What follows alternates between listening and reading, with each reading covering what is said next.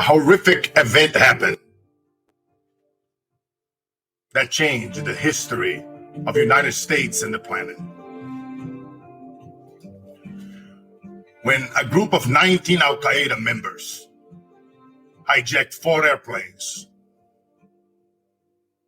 and 2 of those planes hit the World Trade Center.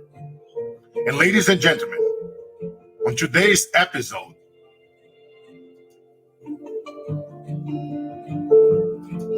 I bring you guys an incredible story of a survivor that was inside that building that never shared her story.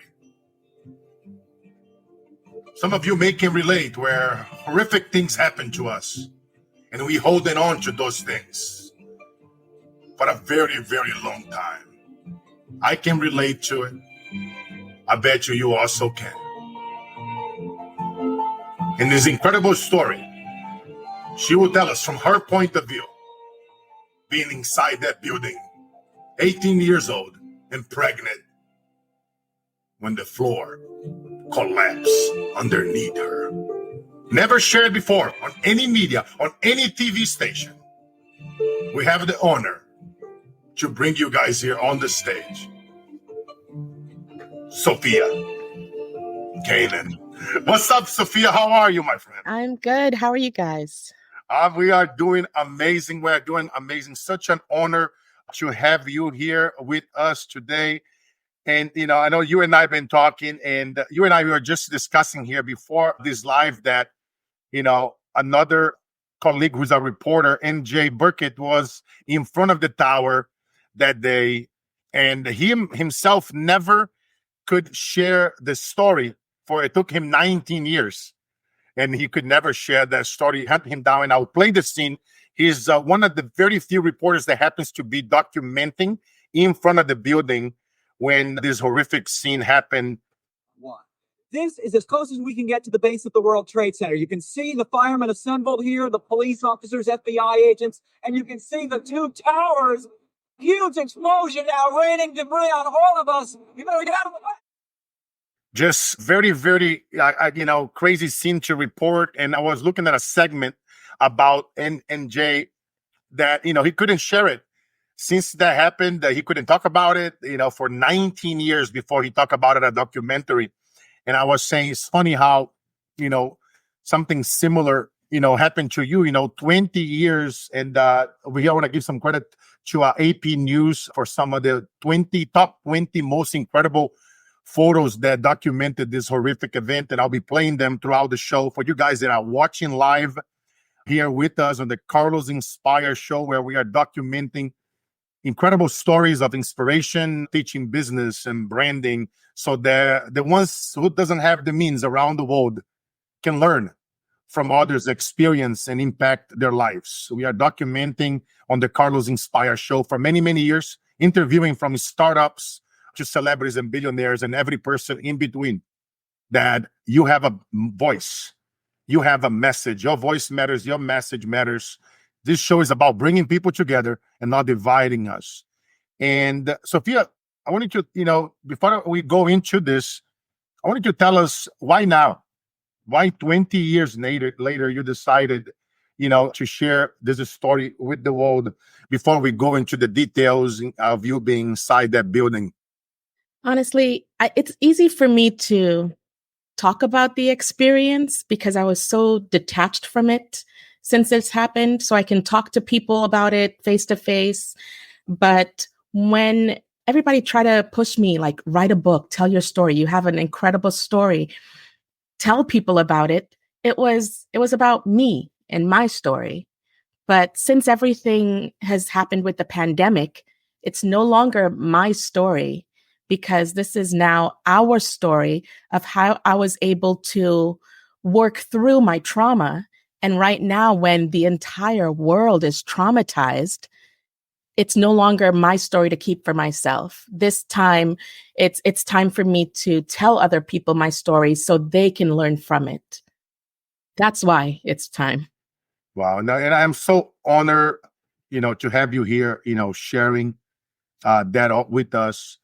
And It's funny because you and I were talking the other day on Instagram and and I asked you, and you brought up a great point, and I asked you how many people, survived winning to, how many died. That's plenty stories out there and documentaries that talk about the nearly 3,000 lives, that were lost that day. And I was sharing with you a story of my own. 2 days before the World Trade Center, I'm holding on here into my hand into a photo that I took from the State of Liberty, and that's the World Trade Center. 2 days before, on 9/9/2001, I went to visit the State of Liberty and the World Trade Center. The Brazilian independence is on September 7th. So every year, a whole bunch of Brazilian people gather in New York, and we like to party.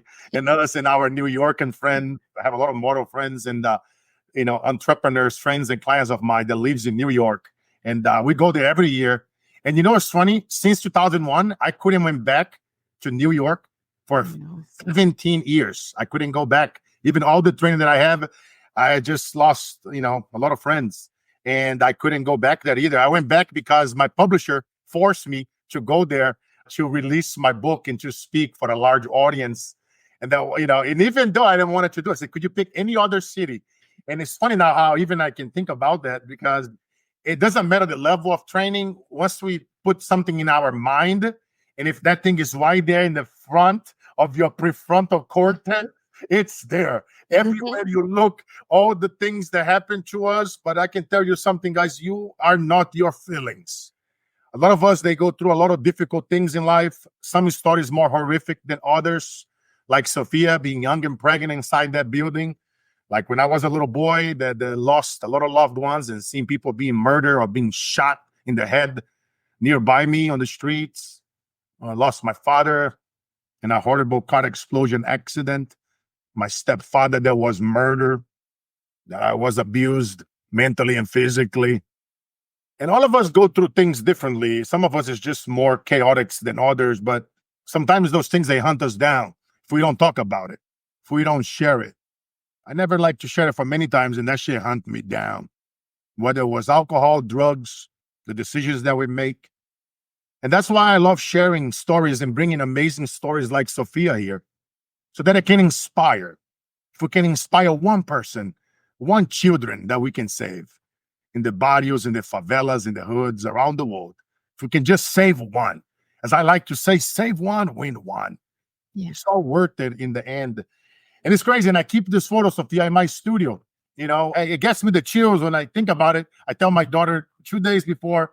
And if you guys are into numbers, my wife is also born on that day. My grandma that was married for 60 plus years with my grandpa also died that day. My uncle died that day yesterday. It's all how you look at it. But, I choose to focus on what is positive, not what is negative. I focus on the smiles. I focus on the day before 9/11. I focus on the day before the abuse. I focus on the day before the murders. And because what is wrong is always available, ladies and gentlemen. So what is right? We have to make a decision, draw a line in the sand that enough is enough. And this is a moment where we come together and stop fighting because whether your loved one was vaccinated or not, or who they voted for. None of these people in power care about us. It's about all of us coming together once and for all and stop with the whining and moaning and complaining about things outside our control. The only thing that we can control is right now, this very moment. And Sophia, I wanted to walk me through. I just get fired up. I got a lot of emotions here right now. And No.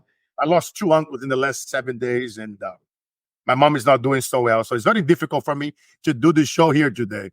But I know that a life will be saved out of there today. I know that every time we do this show and televise around the world, a percentage of people watching may be suicidal and going through a tremendous amount of difficulty.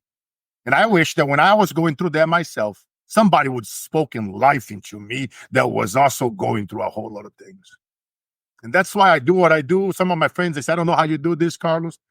I was, interviewed a few times this past couple of days, and they just don't know how I have the ability to share it. It's because I made a promise a long time ago to a few friends that died. I'll share the promise towards the end. But Sophia, I wanted you to walk me through that day. It was a beautiful Tuesday in New York. 20 years ago this morning. Yeah. And I, Absolutely beautiful. so tell me, so you walk in that morning, your mom, tell us, your mother's telling you, come on, you're gonna get to work early today on time. Yes. Walk us through that morning. I'm from the Caribbean, so I'm always late. I'm a hard worker, but I'm always late. I can relate. That morning, we actually made sure we checked to make sure the iron was off, everything was good at home, so we didn't have to run back. And we made it to the bus on time. We made it to the train. We made it to the bus. We made everything on time. And my mom got off on the Whitehall stop, and just before she got off the train that morning, she's like, "Hey, you should be getting to your desk at 8:45. You're early today." I'm like, "Yeah, 8:45." So I took the train after she got off, and I always got off on the Cortland exit because getting off on the Cortland exit, I had to cross the street. And mind you, I am horrible at crossing the street. Can't tell you how many New York City buses I came face to face with in my life. But crossing the street to go across the plaza just to see the grandeur of those buildings every morning that I got to gave me life. That it was magnificent. And I loved that view. And as I was crossing that morning, the farmer's market was set up, and I carried mac and cheese with me for lunch. And the first thing I thought is, okay, no mac and cheese for lunch. We're going to go down to the farmer's market and get something fresh, get some of that hot apple cider donuts. And walked into the building, go down the stairs, and the best thing is that Ben and Jerry's cart right outside the entrance to the elevator banks that I had to go into to World Trade Center, and then stand in line to get my ID. Ever since I was still new there in the building, every morning as a temp worker, I would have to get an ID. And that's why the ID that, Carlos will show you guys in a few has my picture that morning. They snapped a picture of me, put the floor that I was going on, the 92nd floor to World Trade Center, the company that I was with, Aon, and the date. Has the date, and got my ID, turned around, got in the express elevators to go up to the 78th floor. And then from the 78th floor, I got on the local elevator to go up to the 92nd floor. And it was while I was in that local elevator going up to the 92nd floor, I started hearing just screaming, loud, blood-curdling screams. And it was just me in the elevator by myself. And the first thing I can think is like, geez, those guys who are fixing the elevators all week last week, what are they doing, And as soon as I got off the elevator, turned left, and it was just a shot, the view, like next to the receptionist desk of One World Trade Center, and just paper flying from it. And I just stood there like deer in headlights. I couldn't think, I couldn't move. I just stood there looking at the paper, because just the night before, after I left work, I saw a piece of paper on the plaza, One New York Plaza, and just a blank sheet of 8.5 by 11 piece of white paper just got up and started drifting up and going up. And I was looking at it going up across the building, the front facade of the building. And I kept looking while I was walking, and almost fell in the subway station from just looking at a piece of paper. So when I get into the towers on that morning and all I see is paper drifting, it's like, I saw this yesterday, and it stopped me. The thing that woke me up was my boss, Patrice. She was grabbing me at my shoulders, yelling, "Sophie, Sophie." And when I finally came through, she's like, "Sophie, you got to get out of here." That's when I noticed she had everybody lined up going down the stairs already. And she pushed me in the line, and she's like, "Sophie, go with Brian." And then I saw her heading back to the floor, and I'm like, "Where are you going, Patrice?" And she was like, "She's the fire marshal for the floor." So since I was there, she had to go and make sure everybody was off the floor, because if I was coming up, more people could be coming up on the other side. So she went back. And Patrice never made it out of the building. I saw her face plastered on the news the next morning while we were watching the news. Wow. That's crazy. Yeah, I it's just amazing. I pray, and I send my condolences to all the lives of the families that are watching us now that lost a loved one or a friend in that building, all the city of New Yorkers, the fire department, the police department, every single soul and body that went there inside that building that knew. And some of them knew, man, the fire department, that they were never going to walk out of that building. Yeah. And did you did you knew like that the world was changing outside at that moment, No, Sophia? no. In your mind, it was just like, I'm assuming, I heard that you guys went through a few fire drills a few times a year where you guys have to go down some of the, but I mean, what was going on in your mind? You had no idea what was happening outside. Like, I mean, I was there for 1 month and I had a week off in between that 1 month. So I was not trained. I was not prepared. Actually, there was a lady while we were evacuating, there was a lady who was heavy set and a lot older, and she couldn't make it down. So she stopped, and I stopped with her to make sure she was okay. And she's the one who said, I did this back in 1993, and they made me walk all the way down and then told me it was okay to go back up. And I'm like, what are you talking about? And she's the one who told me for the very first time in my life that they were bombed back in 1993. And this was after we already got hit by the plane in the building. And I was like, that was the only time it hit me that this could be something serious. At first, it was just what's going on. Like, I guess my innocence kept me sane for the majority of it. wow. I mean, you were 18 years old and you are pregnant. Yeah. And now you're walking down through these setaways. And for you guys that don't know the exact numbers and the timelines, let's start. I want to bring you guys into that scene right now. And I love Sophia for telling us and being strong, because this is not something easy to talk about.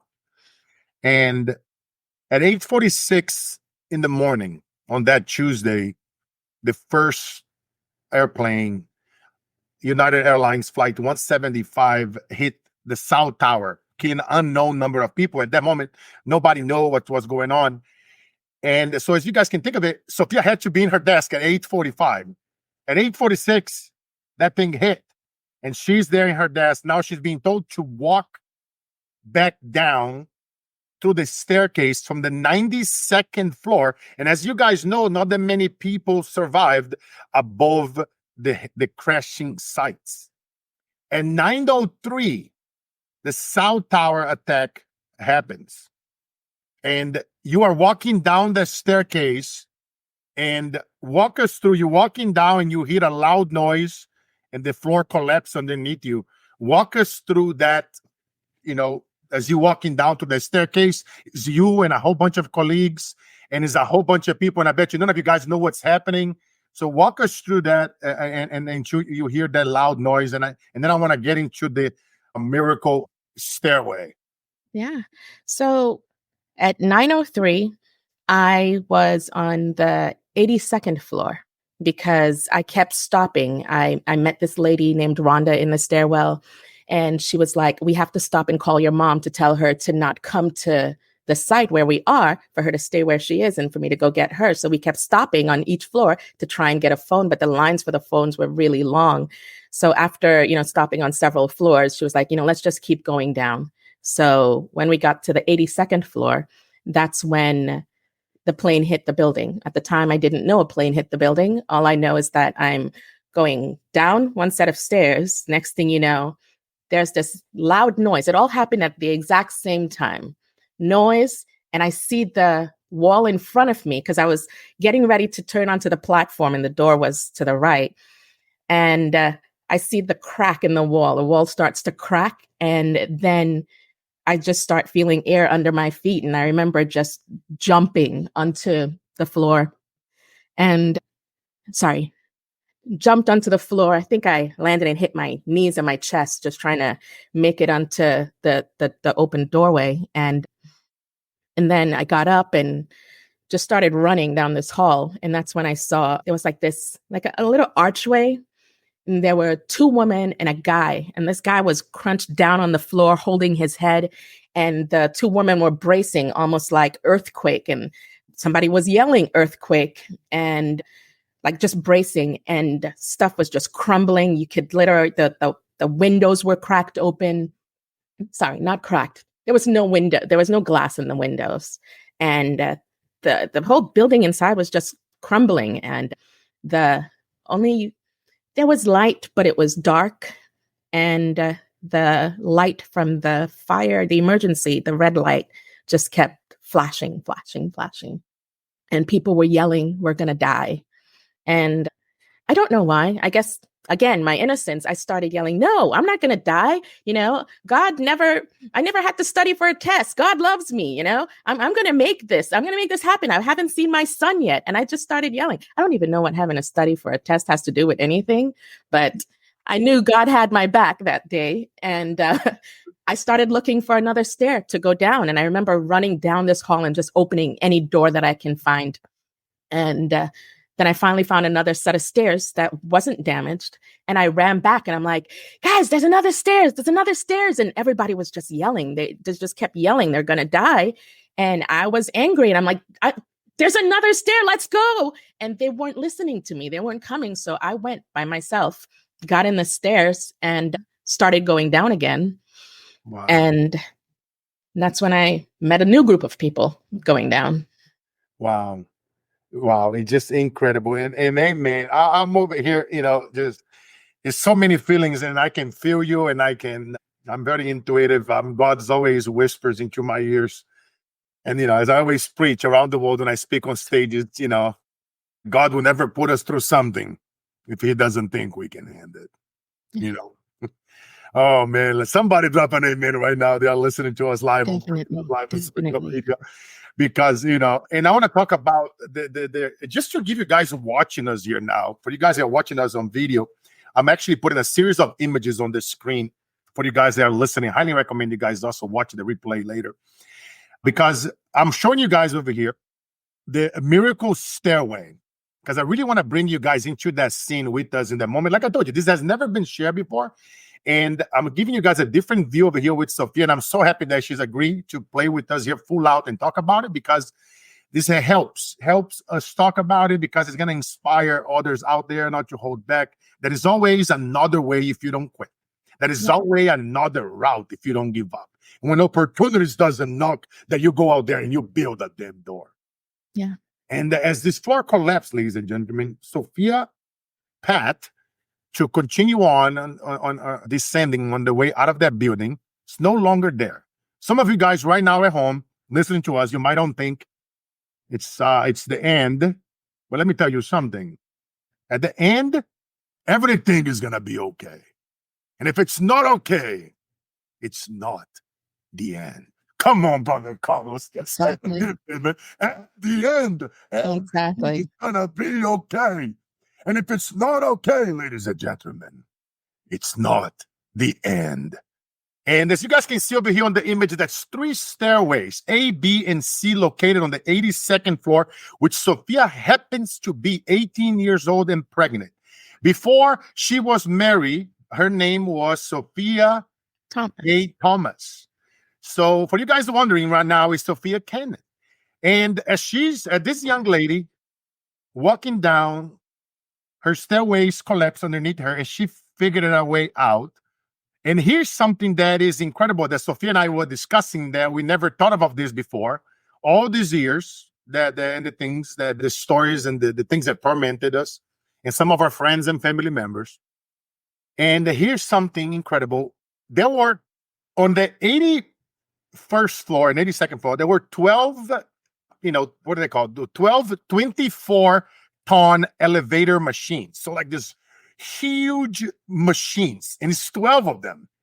As you guys know, I like to talk about the 12 apostles / 12 Avengers for my religious and non-religious brothers and sisters out there.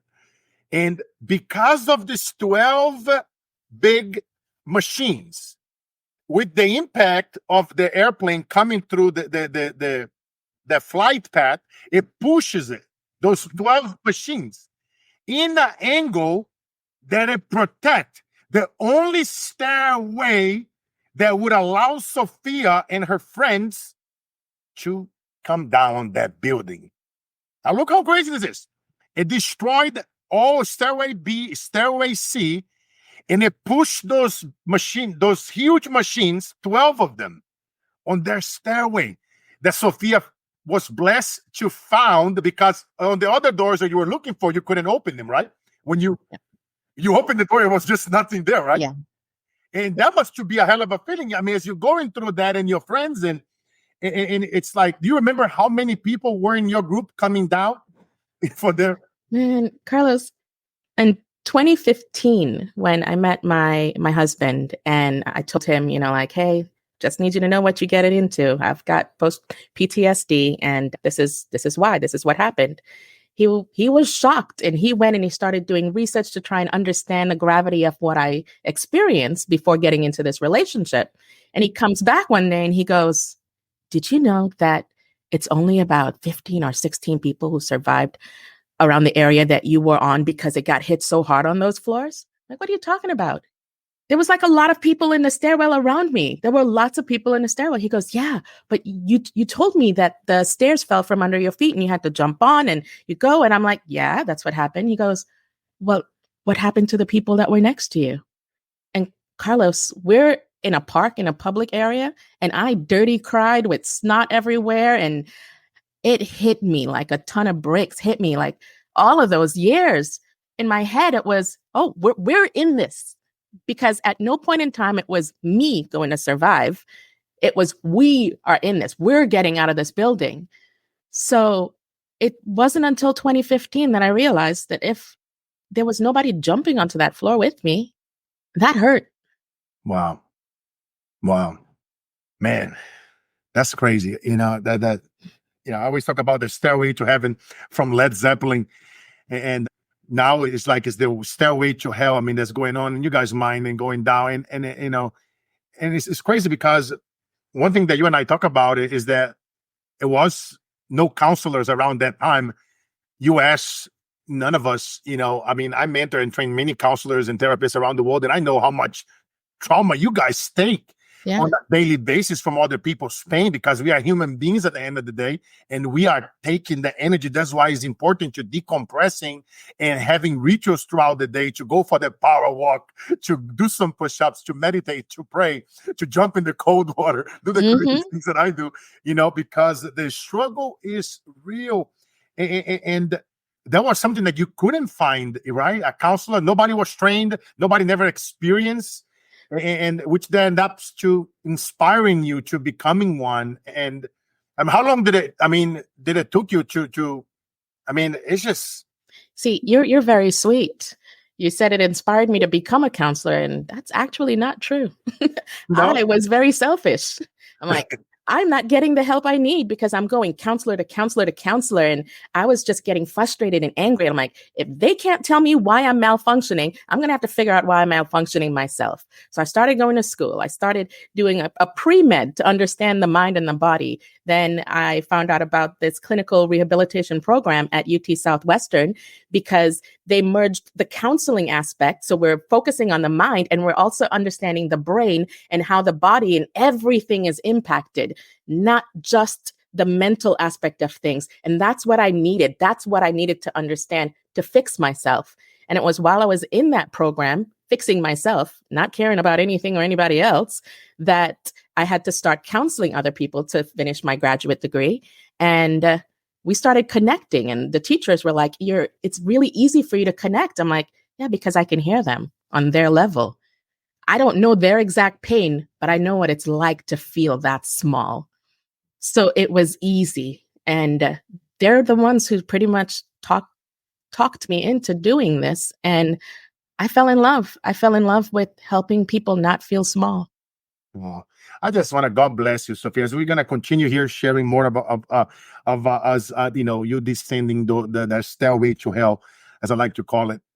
And I just wanted to give you God bless your sister for you to being alive now and helping your clients and the people that come in your path, because I love what you're doing. And I told you got some brownie points with me, and I heard about you that you were doing that, helping people, because unfortunately, a lot of people out there in the counseling field and in the coaching field, they want people to keep coming back, and you don't want people to relieve those stories. And you are a true example that you want to fix them in a few sessions and get the trauma over with. You remind me, a very good friend of mine, a mentor of mine. She's like almost 100 years old. She's the godmother of personal development, Jean Laborde. She was pretty much partners with Richard Bandler and, legendary people behind the world of hypnosis and influence. And she's lives in Palo Alto, and she's almost 100 years old. And her and I were good friends, and she always, I can fix anybody in 30 seconds or less. She's like, Tony Robbins ain't nobody. She's OG, and she used to tell me the same way, Carlos, I don't want to see people suffering. And then because she loved how I was like, no, I want them to get fixed right now. We cannot be wasting time because you are not your feelings. You are not your stories. God has something special for you. We all have a message. We all have a voice. Sharing it, beautiful people. And I love, and as we continue here, I love the name that you chose for your counseling services. 92 reasons. And I'm picturing over here on the stage because it's just beautiful. And I know that you are, like, I've been challenging you to step up to be online more often.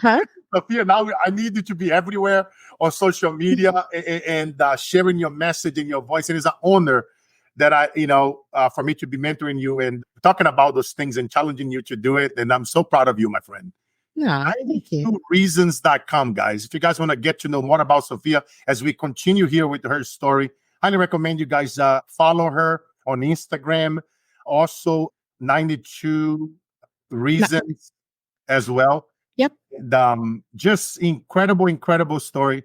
And it's amazing how you chose that name, 92 Reasons. It's just because I started on the 92nd floor and I had to give myself reasons to make it out of that building. It was, I got to see my unborn son.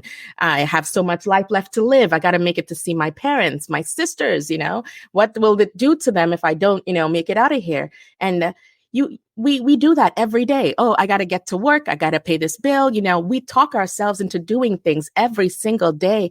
And year after year, it's like I started to realize that every reason that I gave myself to make it down those steps, every reason that I gave myself every day to make it through all the things that wanted me to just stop and give up, I realized that I didn't lose hope in myself. So I had 92 reasons of hope. My husband has 42 reasons. His number is 42. So I always challenge people to find your reasons. What are your reasons? And feelings? I can't stand the word feelings a lot of times.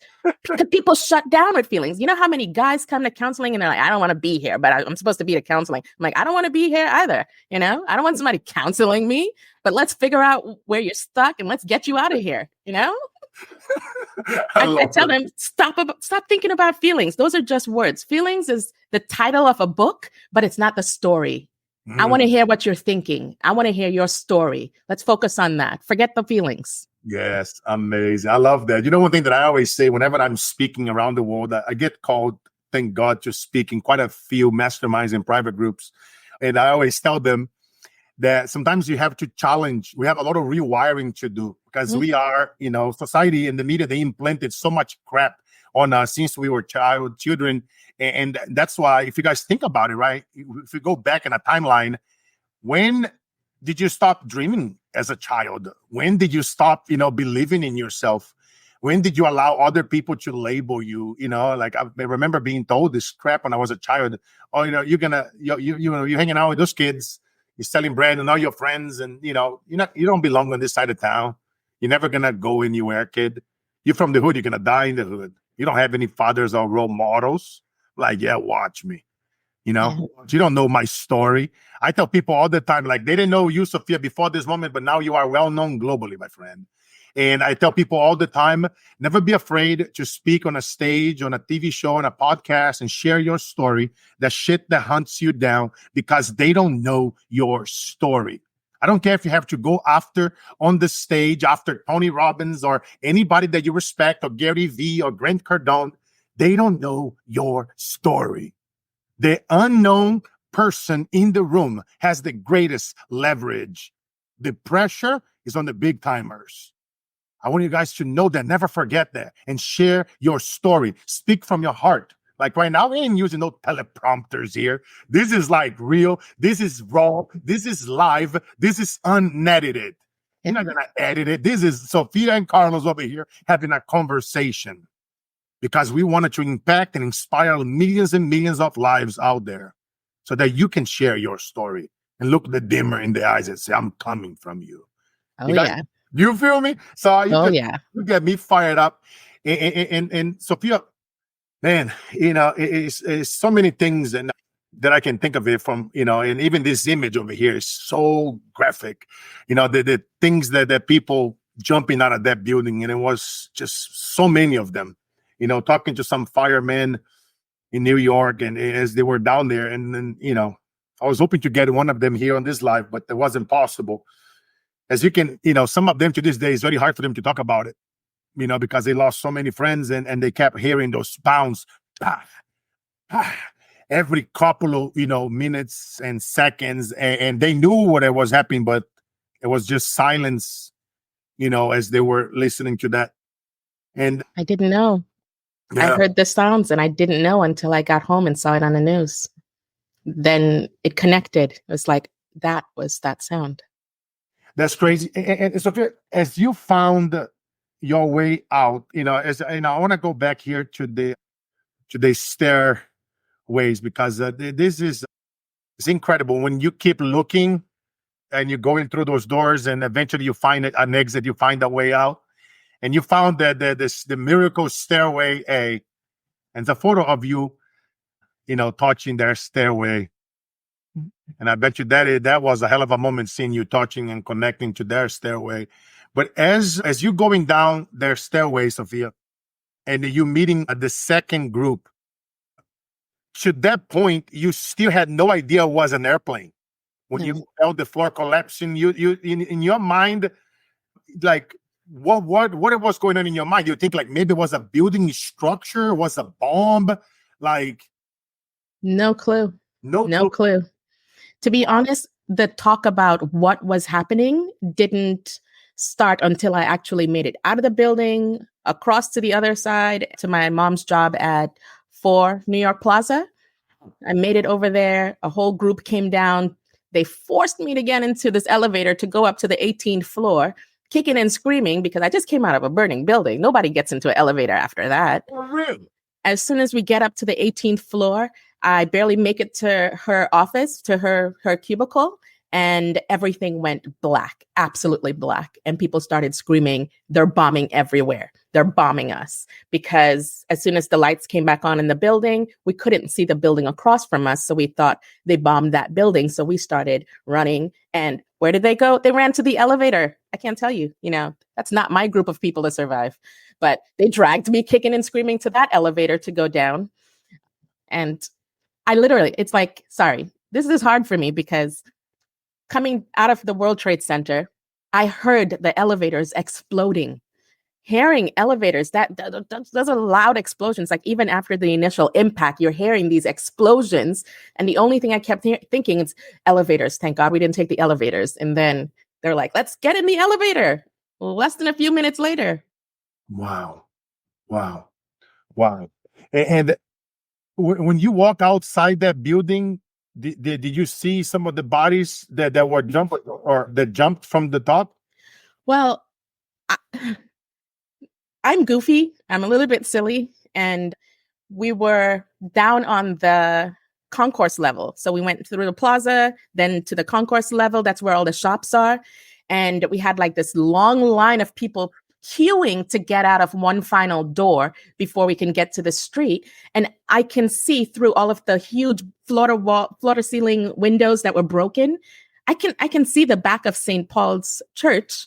And I'm like, I can't stand in this line. Like I tried standing in the line, but I started getting really anxious. So I jumped out of one of those windows, onto the debris that was outside and started trying to climb over the debris so I can get to the sidewalk instead of waiting in the line.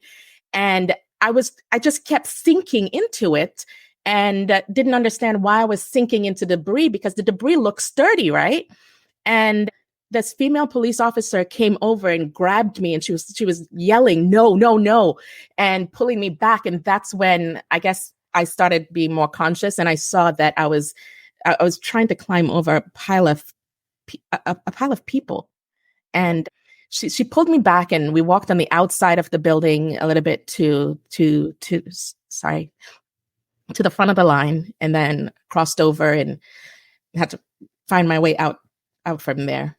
But yes, and it was afterwards I stopped and I was standing next to the cemetery by St. Paul's Church and finally turned around and looked back and it's like I was in there.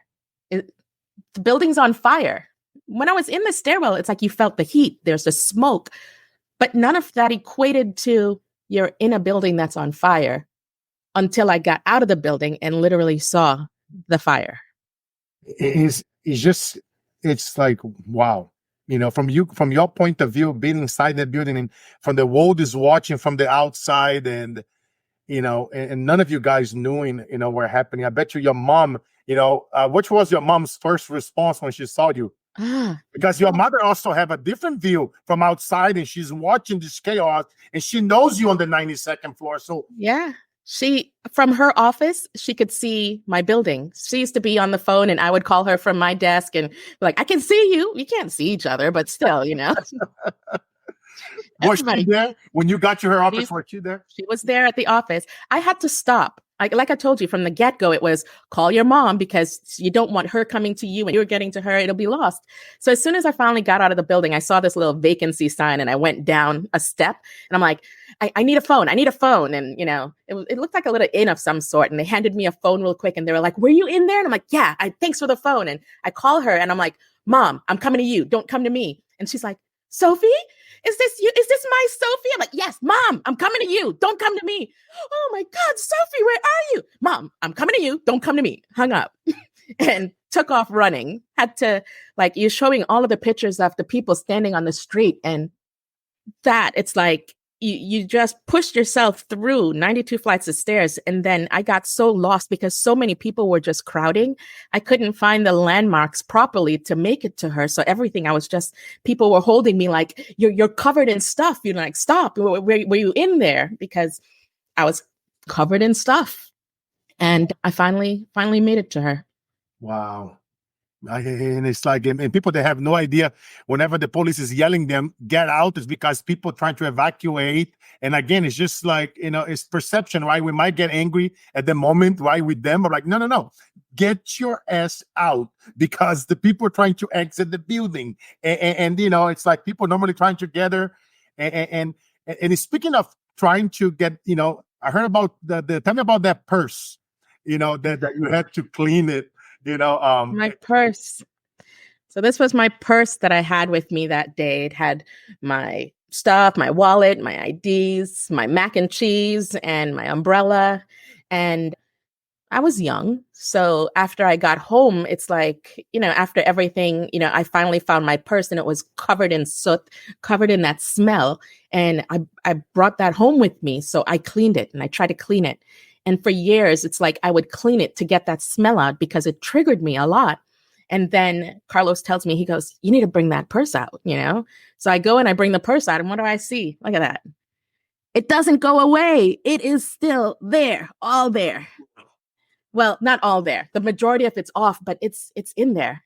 And I was telling him, for years, I felt like I needed to do that with myself. I tried to clean myself of my trauma. I tried to get it out so I can be who I was before.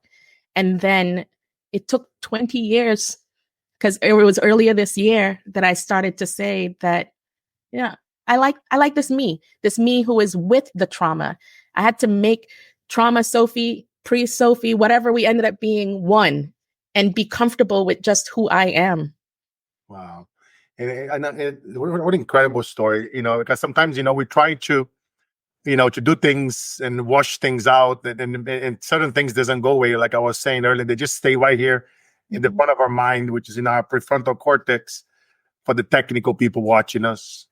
And, sometimes, you just have to, we got to go through it, my friend. Sometimes we in hell right now. A lot of people are suffering right now. Yeah. They're losing loved ones. I'm losing loved ones left and right. And we can argue about it. We can blame, vaccines and COVID and people and government, blah, blah, blah. Or we can be the change. We can continue the division and fighting and arguing. But I can tell you one thing from experience and having loved ones that have been taken away from me from murder, that an eye for an eye can only do one thing, and that is to make the entire world blind. Mm-hmm. At this moment, we just have to, we got to keep washing that purse. We got to keep washing that shirt and those memories. And just keep going, because if you're going through hell, that's what is, you're gonna look. You don't want to go back. It's only one way. Yeah. That's why you guys see me, riding on my bicycle on the stages around the world, because life is like riding a bicycle. There's only one way, and that way is forward.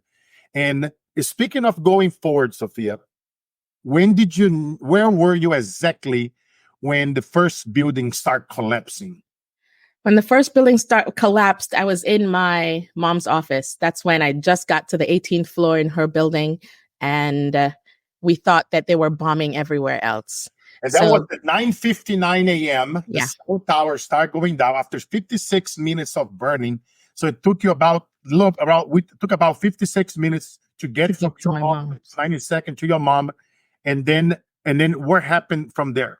What So we get to my You know mom's that was the office. What was that? did you knew that was the building collapsing? At that- No. So when we get out of my mom's office to get out of the building, because we thought they were going to bomb that building next, just happened. My dad was just getting ready to go into my mom's office. He got the very last train from Midtown to downtown so he could meet up with us. And we went to the back of my mom's building so we can get on the ramp to get to the Brooklyn Bridge to get out of Manhattan. That was pretty much everybody was trying to get out of Manhattan. And as soon as we get, there's like this, the ramp goes up and then it makes like this corner to get onto the Brooklyn Bridge. And from that elevated corner, you could look back and see the city and see where the buildings are. And I'm telling my mom, I'm like, Mom, my building's not there. And she's like, that's stupid. A whole building can't disappear. And I'm like, Mom, my building's not there. And she's like, stop it. We got to get out of here. Mom, look, there's only one. My building is gone. And then she finally turned around. Her and my dad turned around to look. And as we're looking, so I can explain, my building is gone, we start seeing Tower 1 falling. And it was just incomprehensible that you're looking at a building just going to dust. And then after what seemed like forever, but it was actually a few seconds, you see this dust coming towards us, and I start to run. And my mom grabbed my hair and she's like, no, where are you going? And I'm like, we got to get out of here. It's coming. We got to get out of here. And she's like, well, I can't run. I'm like, well, take your shoes off, because my mom can't do anything without 6-inch heels. And she's like, I can't run without my shoes.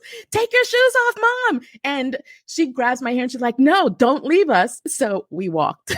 We walked because she was in 6-inch heels across the Brooklyn Bridge through every ounce of that dust. I don't know how. It felt like forever. But as soon as we could see Brooklyn, that's when it started to clear. Which was on this bridge right here, right? Yeah. Wow. Holy Jesus. So you are watching, as you are outside, you're watching the whole thing collapsing in front of your eyes. And it's just like crazy, you know what I mean? And it's just like I showed you guys earlier, NJ over here, documenting, this, and this thing plays in my head. One. This is as close as we can get to the base of the World Trade Center. You can see the firemen assembled here, the police officers, FBI agents, and you can see the two towers. Huge explosion now, raining debris on all of us. We better get out of the way. This thing is like, it plays in my head, for this last 20 years, because by being there 2 days before, and it's just crazy when I look at this and I go back and I can imagine you being there at that moment in your mommy's office, having no idea what it is until you walk down. And for you guys that don't know the exact timelines, the South Tower collapsed at 9:59 a.m. Sophia's inside your mom's office, 56 minutes after burning. And that, so a little, it hits at 9:03, 9:59 it comes down. And then at 10:28 a.m., the North Tower collapsed, and you happens to be looking at it from outside. And on the Brooklyn Bridge. And your mom can all run, 6-inch heels. Wow. Wow. Sophia, so, wow. I mean, so you lived through this. You survived this. Did you got angry? Like, what did you feel about all this, as the time passes? Walk us through that. So you hit the nail on the head when you talk about when you experience trauma, talk about it. Because, from the Caribbean, we don't go to counseling, we don't talk about it. You just suck it up and you move on, right? Everybody has some type of trauma. So it was like, this is not new, especially in New York. We were all traumatized in New York to some extent, the entire world was traumatized with this. So I started yelling at God by myself, like, help me understand why I had to be there, you know? And it was years of me having these angry prayers, but it was still prayer in some form, trying to understand. And I never got an answer until my cousin called me this year saying, Sophie, you deal with PTSD. You've thought about wanting to kill yourself several times. I'm in that spot right now and I need your help. And we talked for like 2.5 hours until he was too tired. And he said, thanks, I needed that. And then he texted me the next day and was like, thank you. And I texted him back and I said, you know, now I understand why I had to go through what I went through. And if it was just to help you not feel the way you feel right now and for you to not give up, I'll do it all over again. Wow. So everybody, every client that comes to me, suicidal, not suicidal, just frustrated and angry with life, this is why I had to go through what I had to go through. So I can be not in their shoes, but understand how it feels to be that low and how it feels to want to give up almost every day, but find the strength to keep going. So they don't have to explain it to me. All we have to do is to start to figure out where to rebuild and how to rebuild. That's the type of relationship I try to have with everyone. You don't have to be a client to know that I'm here to help. Amen, sister. Amen. Wow. I'm just so grateful that we had the honor to spend this hour here and talk about this. I know it wasn't easy. I know that there's a lot of emotions that are going through us right now. You know, you for experienced this horrific event. You know, I was there 2 days before, and for 15 years, I couldn't go back to New York, as I told you guys earlier, and I lost a few people this week. So it's a very difficult show to do, ladies and gentlemen, but I know that somebody out there needed to hear this today. I know there's somebody there right now, and I pray for you if you are going through some trauma, if you've ever been abused or tortured or lost a loved ones or been betrayed by somebody, or somebody lied to you or cheated on you. I just wanted to know that to keep it going. I wanted to know that that's the moment that, you know, throughout in the midst of all the chaos that went down, as you guys can see here, we were together. We were holding each other's hands. There was unity. At that moment in time, 20 years ago, we didn't worry about who we voted for, which religion we were, whether we had whatever vaccine was on back then in those days. None of that matters, ladies and gentlemen. We came together. That's what we are known for, United States of America. Mm-hmm. It's a unity. It's united. Divided, we cannot conquer anything. We learned that from history. It's about us coming together. Enough division, enough arguing, all this stuff, it is not going to take us anyone. If you're doing it for entertainment purposes, keep it there. Don't take it into your homes. Yeah. Take it to your friends. Don't take it, because this shit will hunt you down as they hunt Sophia for almost 20 years, as they hunted me for almost 15. They hunted thousands and thousands of lives. They are watching this. They were there in that building. The loved ones, their family members. Unfortunately, wasn't that many that survived.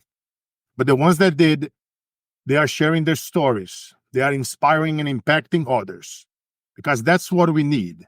We need the world to come together so that we can be the change, as Gandhi used to say, that we want to see in others.